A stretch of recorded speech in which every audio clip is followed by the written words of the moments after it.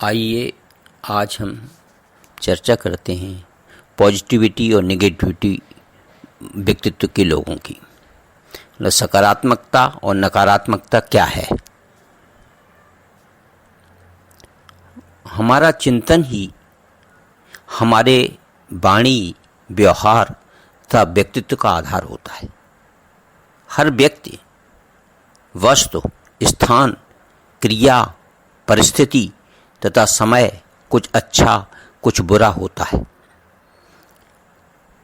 उसमें जो उपादेय हैं उसकी ओर ध्यान दें। जो अनुपादेय के लिए समय लगाना ठीक नहीं है। मेरे विचार से सकारात्मकता ही स्वर्ग है तथा नकारात्मकता ही नरक है। कहा गया है यथा दृष्टि तथा सृष्टि। यथा दृष्टि तथा सृष्टि।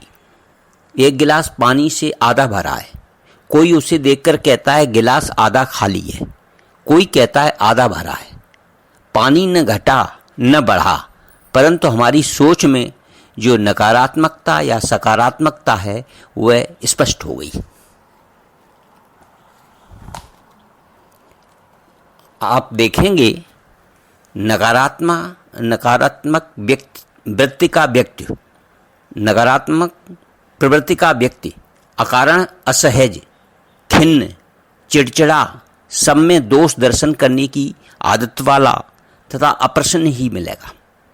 उसके मन मस्तिष्क में शिकायतों का अंबार लगा होगा। उलझनों की कटीली झाड़ी में 12 सिंगा मृग के जैसा फंसा होगा। नकारात्मक व्यक्ति न किसी को शांत रहने देता है और न स्वयं शांत रह सकता है। सफलता के उच्चतम शिखर को छूने के अवसर आने पर वह फिसल कर गिर जाता है। बात यह नहीं है कि उसने पाया और क्या खोया। बात यह है कि आपने अपने मन के साथ पूरे जीवन माहौल को उद्विग्न ही किया है, उसके सिवाय पाया क्या है। जबकि सकारात्मक वृत्ति का व्यक्ति प्रसन्नता, सफलता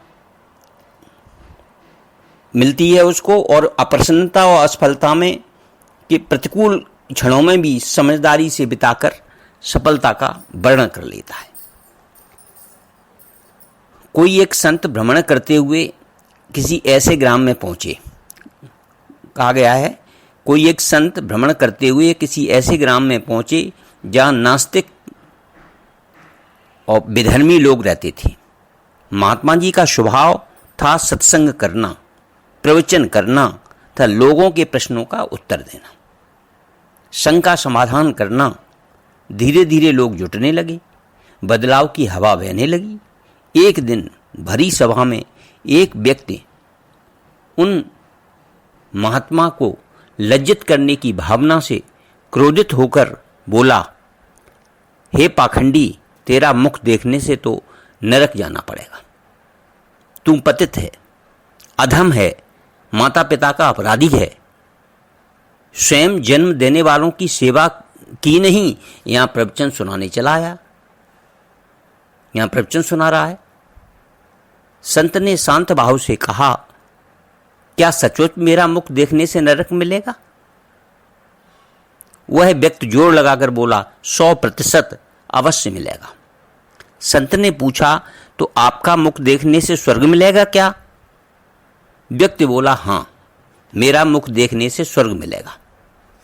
संत शांत भाव से मंद मंद मुस्कुराते हुए बोले कि यह पक्का हो गया कि न कि मेरा मुख देखने से नरक, तो आपका मुख देखने से स्वर्ग मिलेगा। वह व्यक्ति बोला, हां। संत बोले, तब तो मेरा स्वर्ग का टिकट पक्का हो गया है और आपको नरक मिलना पक्का हो गया, क्योंकि आपने मेरा मुंह देखा है, हमने आपका मुंह देखा है। को सुनकर वह व्यक्ति बड़ा लज्जित हो गया, क्षमा मांगने लगा। बोला, प्रभु, आप इतने शांत शीतल सभा में अपमानित करने पर भी क्रोधित नहीं हुए, और ये सब सहन कर लिया आपने। संत ने कहा, भाई संत भी एक चिकित्सक की तरह ही होता है।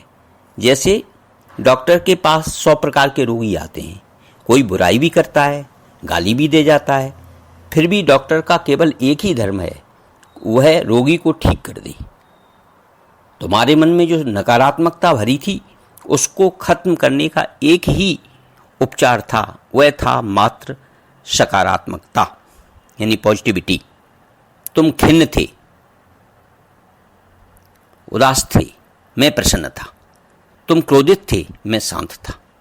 तुम ऊंची आवाज में बोल रहे थे, मैं धीमे स्वर में बोल रहा था। तुम्हारे मुख, वाणी और आंखों में आग बरस रही थी, मैं शीतल था। अब तुम शांत हो गए हो, कोई विचार चला गया है, तुम्हें पछतावा है कि मैंने कैसा दुर्व्यवहार किया, संत का अपमान कर दिया, जबकि मैं पहले भी शांत था और अब भी शांत हूं, क्योंकि मुझे आपका उपचार करना था, इसलिए शांत था। उपचार सफल हो गया, इसलिए अब मैं काफी प्रसन्न हूं। मानवीय जीवन के ऊपर एक झीना सा रहस्यमय पर्दा पड़ा हुआ है।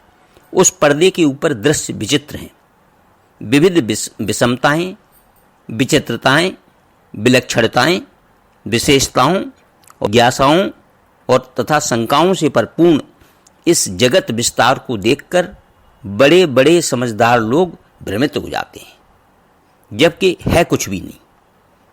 केवल इतना ही जानना है कि जैसे एक मिट्टी ही विविध रूपों में तथा नामों से अनेक जैसी लगती है, जैसे एक सोना विविध रूप तथा नामों से कुंडल, कंकड़, मुकुट, हार, चैन, अंगूठी अनेक जैसा लगता है, परंतु है तो एक ही। ठीक वैसे ही एक ही ब्रह्म है, अनेक नामों तथा रूपों में भाषित हो रहा है। अब ये जिंदगी हमें मिली है, तो ऐसे व्यर्थ विवाद में, कलह में, चुगली में, व्यसन में, शिकायत करने में, शंका करने में बर्बाद न करें, अपितु भगवान की कृपा का स्वाद लेते हुए निजकृत कर्म फल यानी सुख और दुख का उपभोग प्रसन्न मन से करें। चाहे दुख हो चाहे सुख हो, लेकिन प्रसन्न मन से इसका उपभोग करना चाहिए। भाई कराहा कर जाओ या सराहा कर जाओ, जीना तो पड़ेगा ही, तो फिर कराते हुए सिसकते हुए जीने का क्या लाभ है। एक राज्य के मंत्री बड़े ही सत्संगी, धर्मनिष्ठ और भगवत भक्त थे। कुछ भी होता वह कहते थे, भगवान जो भी करते हैं अच्छा ही करते हैं। राजा की अंगुली तलवार से कट गई, खून की धारा बह चली। राजा करहा उठा, परंतु मंत्री जी स्वभाववश बोल उठे, भगवान जो भी करते हैं अच्छा ही करते हैं।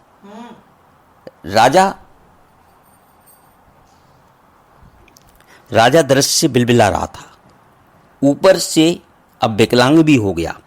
उसे मंत्री जी की बात में कष्ट हुआ, फलता उसे क्रोध आ गया। मंत्री जी को जेल में मंत्री स्वभाववश जेल जाने पर भी बोला, भगवान जो भी करते हैं अच्छा ही करते हैं। मंत्री जेल में चला गया तो भी कह रहा है भगवान करते हैं वो अच्छे ही करते हैं। एक दिन राजा शिकार खेलने वन में गया, सेना पीछे रह गई। अकेला राजा सूर्यास्त के समय भूखा प्यासा मार्ग भटक गया। उस वन्य प्रजाति के लोगों ने पकड़कर बलिदान करना चाहा, तो अचानक उस दल के मुखिया की नजर राजा की कटी हुई अंगुली पे पड़ गई। उसने कहा, अरे इसे हटाओ, ये तो खंडित है, इसकी अंगुली कटी है, इसकी बलि नहीं दी जा सकती। मौत के मुख में पड़ा राजा अचानक सोचने लगा, ओह, एक अंगुली के कटने से आज हमारी गर्दन बच गई। मंत्री ने ठीक ही कहा था कि भगवान जो भी करते हैं अच्छा ही करते हैं। राजा ने आकर सम्मान पूर्वक मंत्री को जेल से छोड़ दिया। सारी कथा सुनाई और पूछा, भाई मंत्री जी, मेरी अंगुली कटी, इसका फल मुझे मिल गया, परंतु आप जेल गए, इससे भगवान को क्या अच्छा किया? भगवान ने क्या अच्छा किया? मंत्री हंसकर बोले, राजन, मैं आपका मंत्री नहीं मित्र भी हूं। आप शिकार खेलने जाते तो मुझको भी ले जाते। अंगुली कटी होने से आपकी गर्दन तो बच जाती, परंतु मेरी गर्दन कट जाती। इसलिए भगवान जो भी करते हैं अच्छा ही करते हैं। आपकी उंगली काटकर आपका जीवन बचाया और मुझे जेल भेजकर मेरा जीवन बचा लिया। राजा बहुत प्रसन्न हुआ। बंधुओं, ये कथा राजा मंत्री की नहीं है, ये घटनाएं हमारे जीवन में नित्य घट रही हैं। हम भगवान की शिकायत करने में अपना समय बर्बाद कर लेते हैं। स्वयं तो अशांत और परेशान रहते ही हैं, पूरे वातावरण को अशांत या दुखी कर देते हैं। जबकि यदि व्यक्ति सफलता का श्रेय दूसरों को दे और विफलता और विपत्ति का कारण अपने अंदर खोजकर अपने कर्मों को ही माने, सहज भाव से भगवान का स्मरण करते हुए कठिन समय गुजार दे, तो आनंद ही आनंद होगा, आनंद ही आनंद होगा। हमें अपनी सोच को सकारात्मक बनाना है, न किसी पर अपनी शर्तें थोपें, न किसी से शिकायत का भाव रखें। हर पल प्रसन्न रहने की कोशिश करें, तभी जीवन का स्वाद है और तभी सफलता मिलती है। तो ये हुआ सकारात्मकता और नकारात्मकता क्या है, यानी पॉजिटिविटी और नेगेटिविटी की प्रवृत्ति मनुष्य में क्या है। इति परमात्मने नमः।